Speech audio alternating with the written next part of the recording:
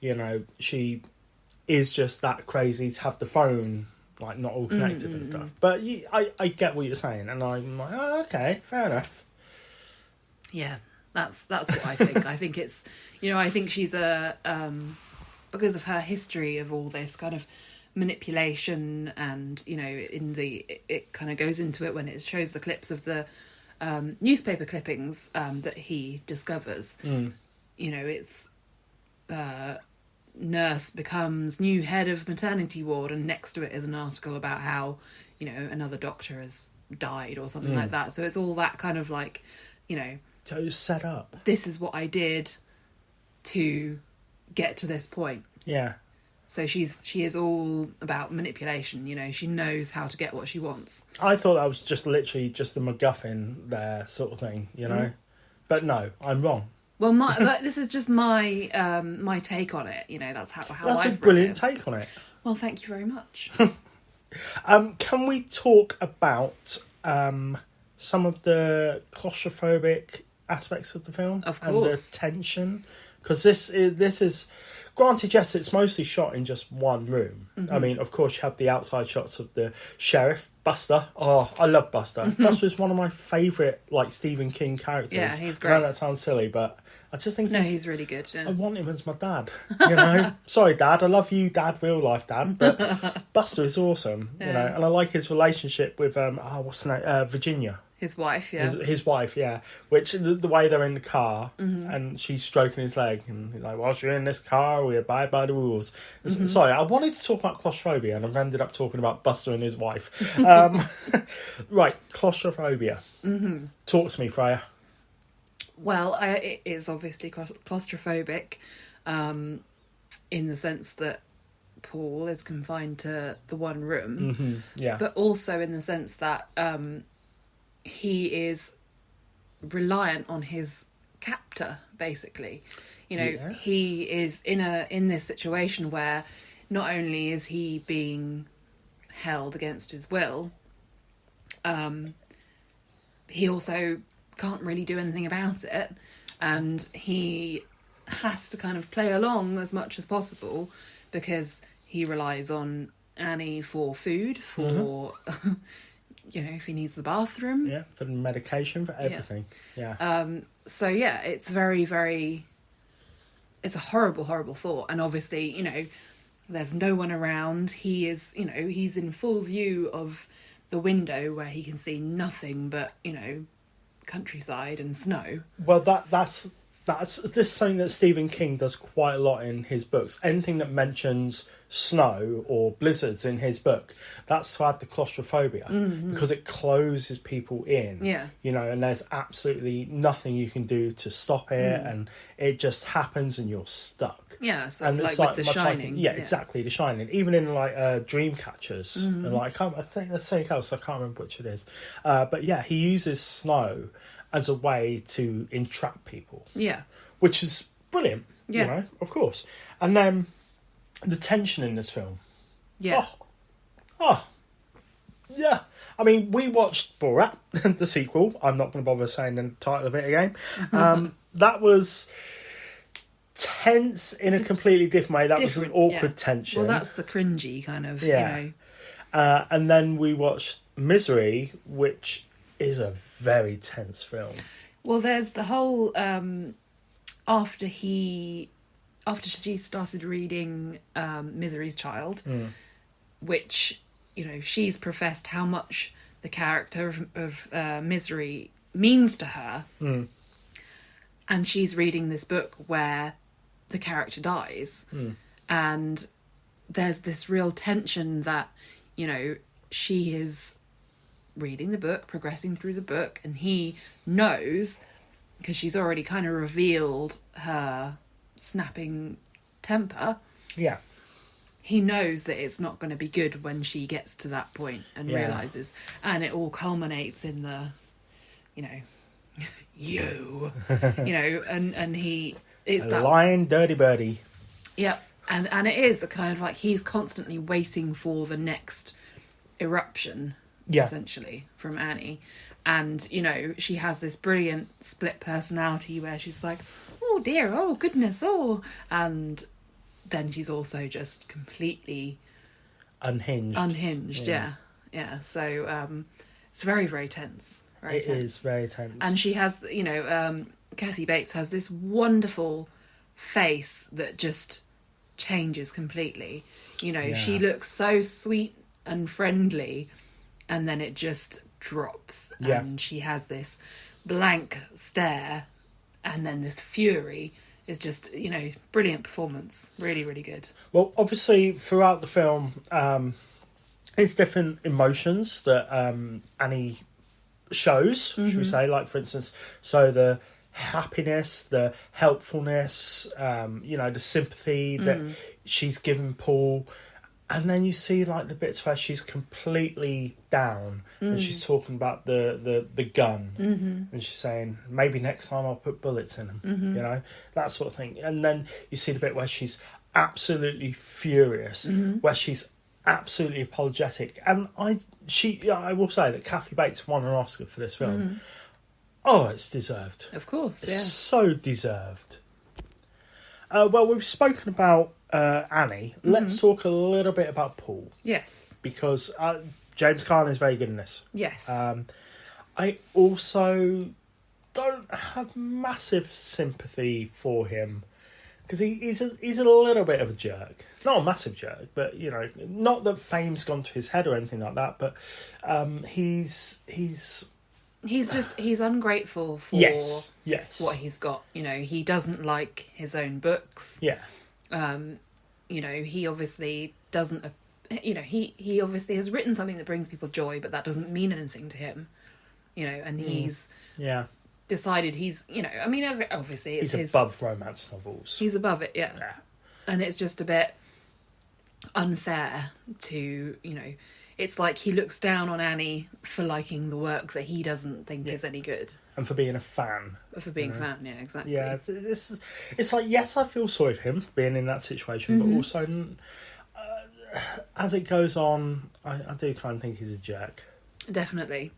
And, maybe if he had dealt with Annie differently, it might not have gone the way it did. Possibly, yeah, possibly. Or, I don't know. It's a real kind of... He's just arrogant. I think that's the thing. Yeah. He comes across as being arrogant. Yeah, definitely. And, he's not really very grateful to her.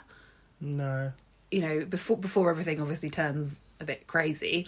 Which, yeah, the cards on the table, you got to deal with them. Mm-hmm. And he's, she saved his life, no matter what else has happened, in the bit between her saving his life and her re-breaking his legs and whatnot. Okay, is that the segue into that scene? Well, sure, okay. Okay.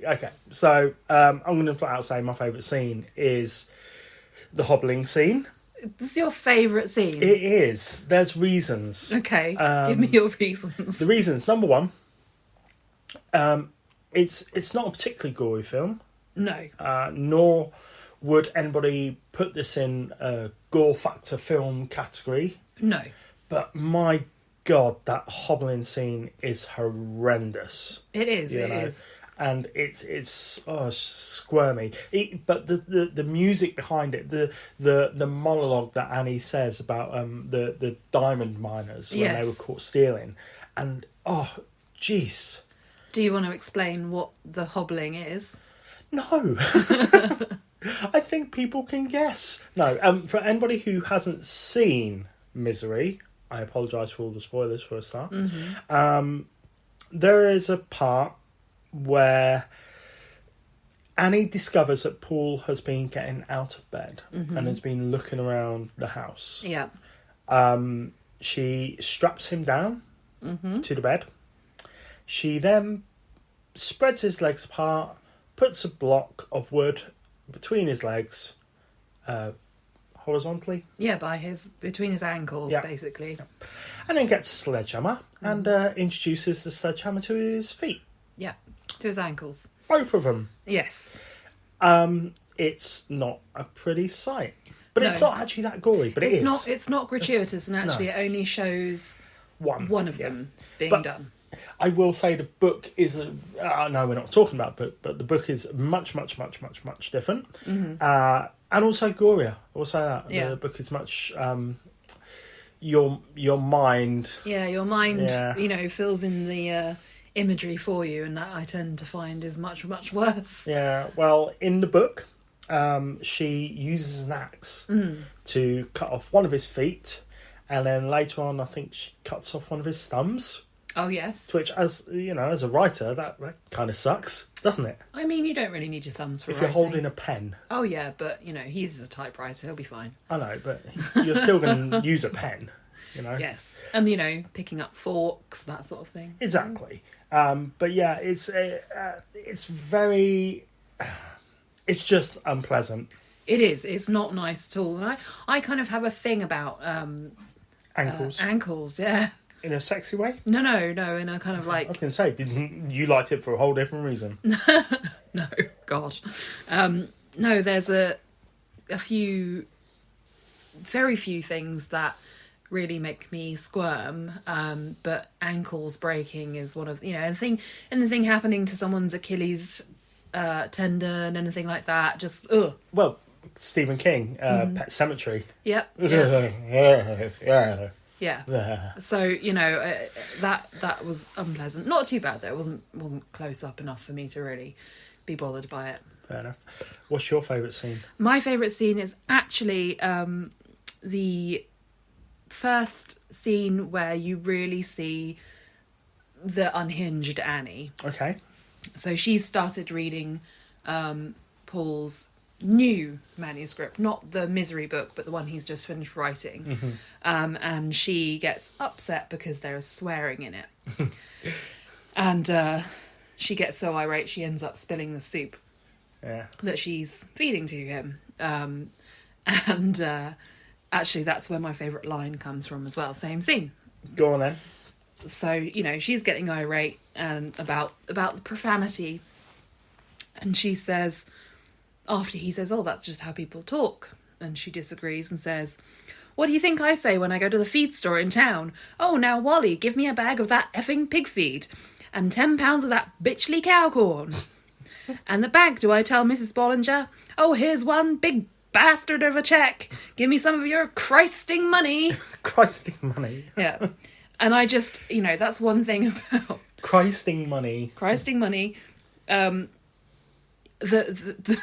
kind of swearing element is a big part of Annie's character. Yeah, I didn't appreciate your cock-a-doodle language. Oh, I'm so sorry. I am a dirty birdie. You are a dirty birdie. But I think that scene is that scene and that line is such a turning point, and that's when Paul realizes, oh God, I'm in trouble. Yeah.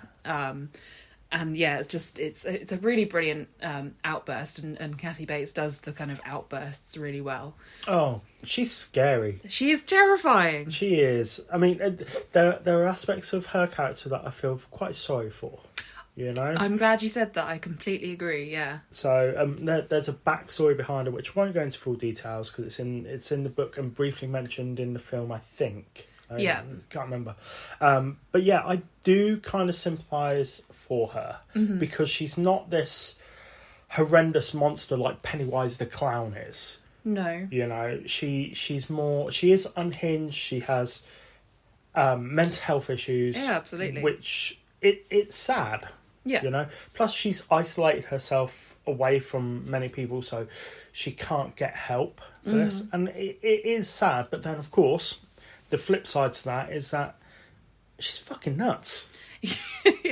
She is. And if you I think it's on Amazon Prime or it might be on Stars Play, the TV show Castle Rock. The one based on the Stephen King characters. The Stephen King universe. So series 2 of that is about a young Annie Wilkes. Okay. And that has a very interesting take on her backstory.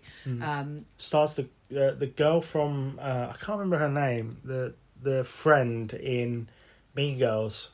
Yes, yeah, I can't remember the actress's name, but exactly her. Yeah, and one she's with dark hair. Yeah. I can't remember her name. That's really annoying. But I know she's also in Cloverfield. really, really good. She's really does a great job of not